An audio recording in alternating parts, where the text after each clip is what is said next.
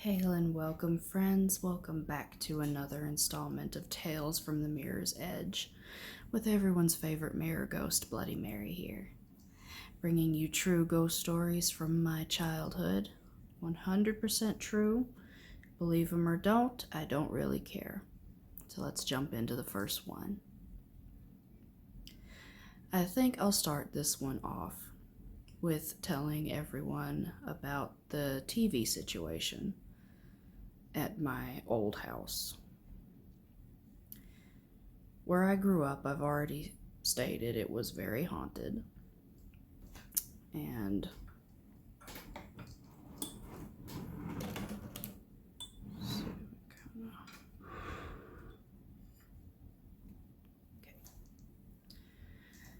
so, as I've already said, the house where I grew up was very, very, very haunted. And it liked to play with the TVs. Now keep in mind, this is not going to be a case of, oh, the TV was malfunctioning, so it's a messed up TV, who cares? This went on for several years through many, many, many, many, many different televisions. I think the earliest memory that I have of the TVs acting weird was when I was little. Keep in mind, this was back in the late 90s going into the very early 2000s. We still had those old fatback TVs. These things were huge. The screen was decent size, but the whole thing was just a mammoth. Very, very big and very heavy. And we had one of those. I think it was a 55-inch screen. And it had a built-in, adjustment feature for the volume into the TV. Like, you could, it had the old crank dial, turn it up, turn it down, whatever. This thing, the volume couldn't be controlled by the remote. I don't know if it just didn't work or what it was, but I remember we couldn't control it through the remote. So if you wanted to adjust the volume on it, you had to go over to the TV and turn the dial up yourself by hand. Well, this thing got to where when you're watching TV, whether it was me or mom or dad or whoever, it would turn itself up and get slowly but progressively louder and louder and louder and louder until you had to go turn the knob back down. And this went on for several years until the speakers in that TV eventually stopped working. So, okay, doesn't work? Cool. We got a surround sound system. Back then it wasn't Bluetooth, it was those old AV jacks, that had the red, the white, and the yellow. We got one of those and hooked up the main speaker to the TV, and Daddy put the speakers in the walls for surround sound and whatever. And it would do the same thing. This one, the remote for it actually did work, but it would slowly turn itself up louder and louder and louder and louder and louder with nobody touching the remote. Now, that wasn't the only problem we had with these TVs. We would, it's really kind of stupid now, but I don't know if anybody remembers those old school, Dish and DirecTV boxes that they had for the cable. We would switch between providers every couple of years because when enough time would pass, we could be considered a new customer again and get a better deal on our cable. So Daddy would switch us around. Every couple years, we'd have a new provider. Well, no matter who we were getting our TV from at the moment, we always had trouble with it. It would randomly stop working. You'd call customer service and explain what it was doing, and they punch menu and punch this and whatever, blah blah blah, and couldn't figure it out, couldn't get it fixed. It would randomly just completely shit itself and stop working, like somebody had reset the whole thing and you got to go through the whole setup all over again. And that happened with Direct, and it happened with Dish. Every time we switched, it didn't matter who we were getting our stuff from, it would mess up. Now, I don't know if I've mentioned this in my other videos, but in 2007, our house burned down, and we built it back in 2008 and moved back in on the same spot. Of course, all the TVs and everything got destroyed in the fire. Naturally, the house burnt completely to the ground. But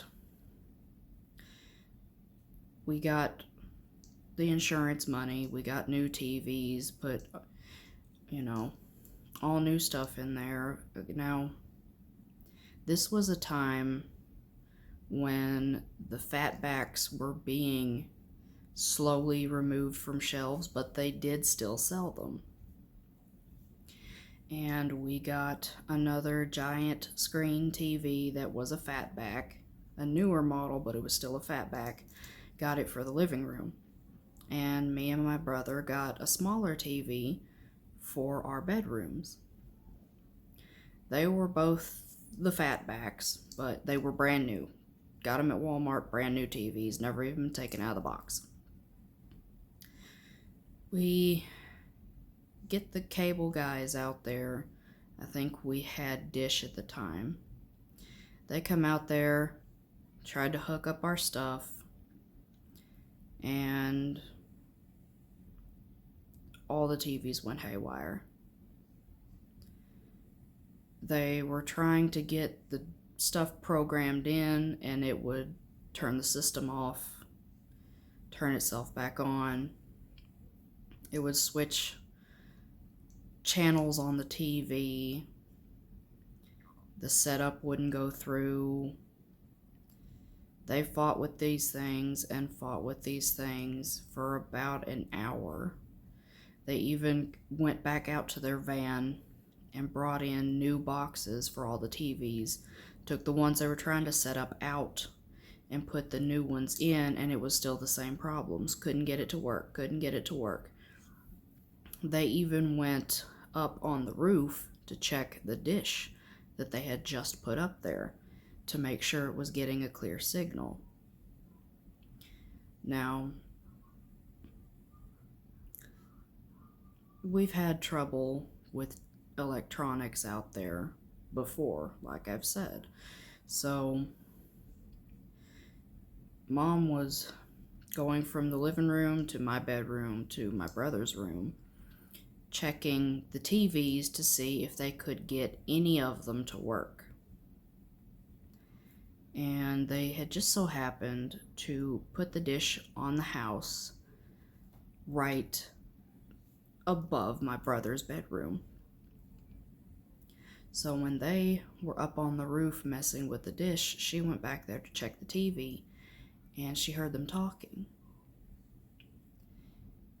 And from what she said she heard, these guys were completely baffled. They're like, I don't know what's wrong. The dish is set up, it's getting a good signal. I don't know what's making these TVs do this. They're flickering on and off. I've never seen this before. I don't know what's going on. And they were up there for a good 10 minutes trying to see if it was anything to do with the dish. Finally, they came down and tried the setup again, and it worked finally. Everything was coming through clear. We had a good picture. They thought, okay, it's finally fixed. Whatever it is, we got it fixed. Awesome. They get in their van to leave. Before they could make it not 10 feet down the driveway, Mom is running after them, yelling at them to come back because the TVs aren't working again. They're blinking in and out. There's no picture. There's no sound. They're completely just having a stroke. What they said after they came back in really kind of stuck in everyone's minds. One of the guys pulled Mom aside and just straight up asked her, like, is this house built on like a burial ground or something like that? Because we have never seen this problem before with trying to get things set up and just completely malfunctioning like that. It's like, you sure you didn't build on a cemetery or something? And that one kind of, I think old boy was getting freaked out by being out there. I mean, as far as we know, there's no cemetery under the house. There's no burial ground, but that's as far as we know. Because the land we built on was originally a field. So I would think after years of farming, anything that might have potentially been buried would probably already be dug up anyway, just from the constant tilling. But by the time they left and the TVs finally calmed down, they were freaked out. They were scared. They didn't want to be there anymore. And they never came back either. No, it didn't matter what problems we had out there, they did not come back. I don't know if that's just pure coincidence or if they're told their boss, like, hey, I ain't going back out there. I don't know. Never saw him again. But, and it doesn't stop there either. When Dad was getting sicker with cancer, this happened right before he died, and it continued after he died. My TV in particular would blink on and off at random. There was no set time it would do it. It could be during the day when I wasn't there. It could be the middle of the night. I'd wake up and it was on. It just kicked itself on at random. And sometimes when I was sitting there watching it, it would kick itself off. Now, it didn't do this every time. There could be weeks at a time it'd be fine. And then all of a sudden, it just decides to have a hissy fit. There were times, especially right before we lost the house and had to move, where the TV would blink on and off so fast, it literally looked like a strobe light. I mean, it was just bam, bam, bam, bam, bam, bam, bam. Way faster than you could hit the button on the remote. Way faster than you could hit the actual button on the TV. Just on, off, on, off, on, off, on, off. And it would do that sometimes for 2 minutes. I think the longest it did it was like 5 or 6 minutes straight of just kicking itself on and off. Just so fast, it was literally like a strobe light.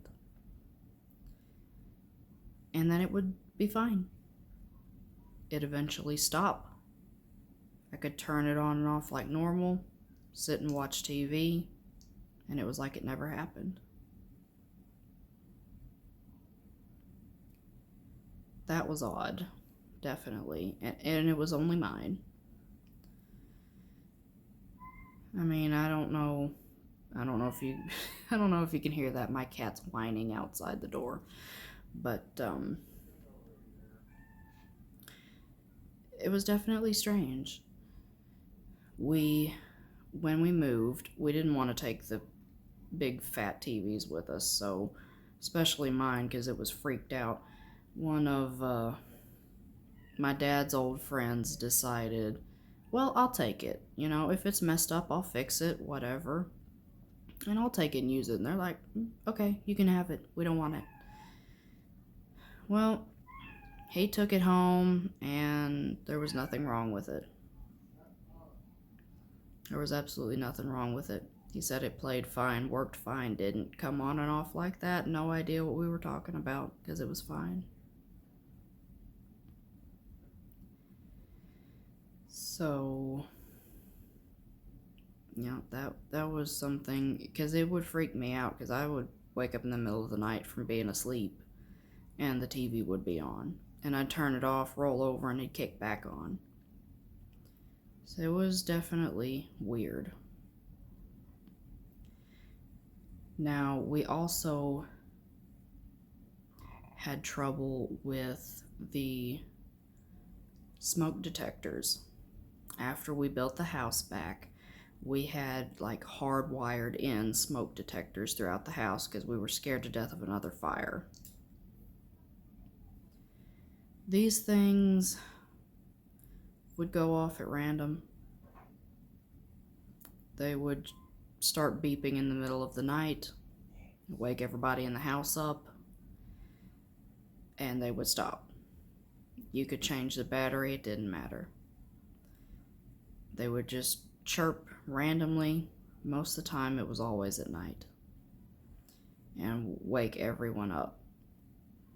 And it wasn't just a particular one. It could be my bedroom, it could be in the kitchen, it could be in the living room, it could be in the hall.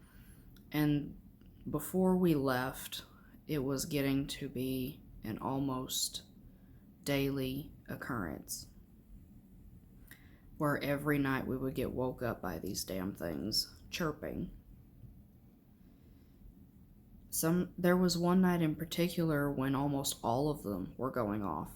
You'd hear it in the living room, and then it would beep in my room, and then it'd beep in the bathroom, and then it'd beep in the kitchen, and then it'd beep in the dining room, and then it'd beep in the hallway, and then it'd beep back in the living room. And this went on for like 10 minutes before it finally stopped. I don't know if you could chalk that up to faulty wiring or what it was, but it wasn't really like, oh, it's like, 2:30 in the morning, let's all beep. It could be right when we're going to bed. It could be 3 o'clock in the morning. It could be 2 or 3 times a night this could happen. There was just no pattern to it, if that makes sense. So I don't know what that was. There was also, this one's probably one of the strangest things that happened out there with electronics. After we built the house back, we had electric garage doors, and there was a button in the kitchen you could push to open and lower the doors.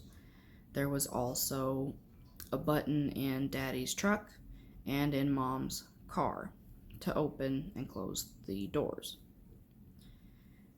At the bottom of the garage doors, because we had a dog, Daddy put in little laser sensors to where if the door was coming down and our dog ran through the laser or anything moved to break that laser, the doors would stop and go back up to make sure she didn't get hurt. Now, the garage doors would open by themselves. Usually, if like say we were gone visiting Daddy in the hospital and we'd come back home, either the garage doors would be standing wide open when Mom knew that they were closed when we left, or as you would pull up to the house, they would be in the process of opening. And that happened several times. There was times it happened when we were with her. There was times it happened when we were at school and she would go get groceries or something. And like, I don't know if the buttons in the vehicles could be malfunctioning, and that might have done it. I don't know. It was weird, especially when you know there's nobody in the house. You know, Dad's truck is at the hospital because he's staying there, and we're coming up the driveway far too far away for this button to work if you push it, because we had a long driveway. We sat way back off the road. And you drive up to the house and the doors would be in the process of opening when nobody's touched the button to open it. Well, the freakiest thing that happened with these damn garage doors, it was one night everyone was home. Daddy was home. He had just got out of a stint at the hospital. Everyone was home. And Cookie, our dog, was barking. And we peeked out the kitchen window to see what she was barking at. Didn't see anything, so kicked on the back porch light. Couldn't see anything. Thought, okay. Well, we all go back to what we were doing,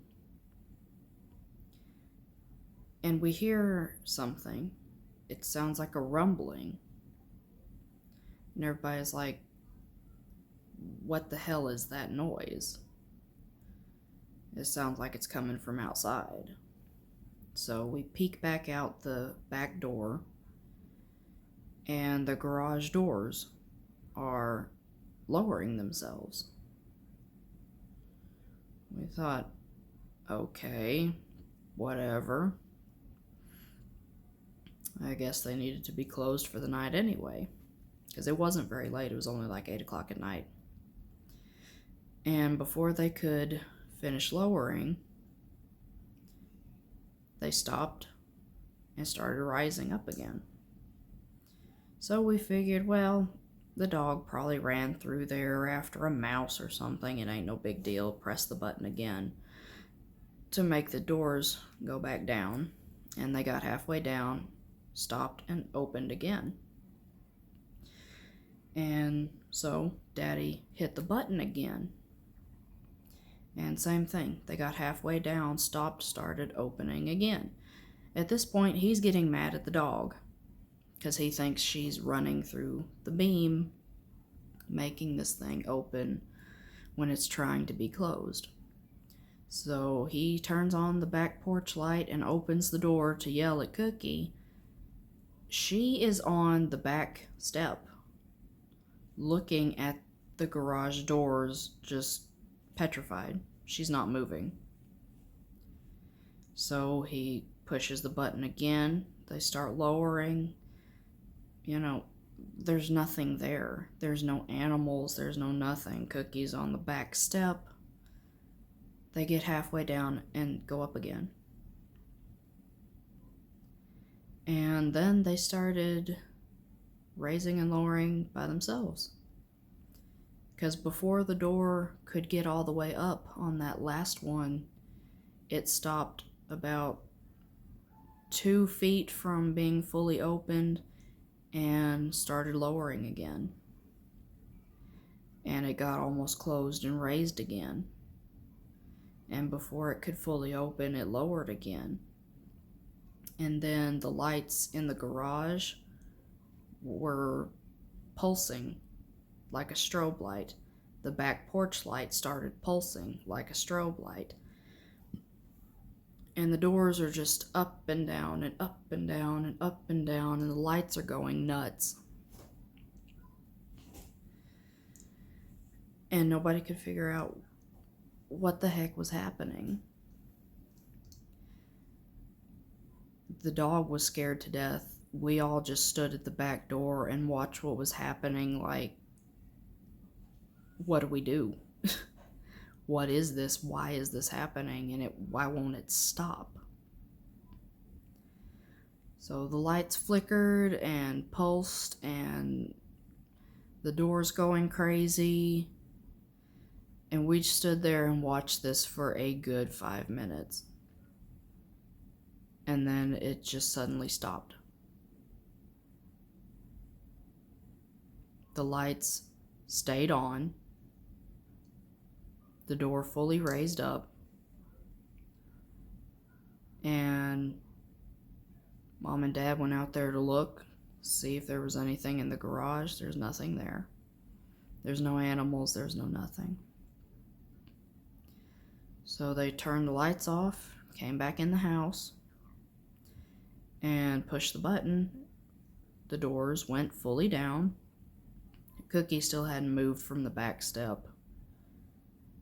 The garage closed, the lights stayed off, and that was the end of it. This only happened one time, as far as the Lights Festival was concerned. I still to this day don't know what could have caused it or why it just suddenly stopped.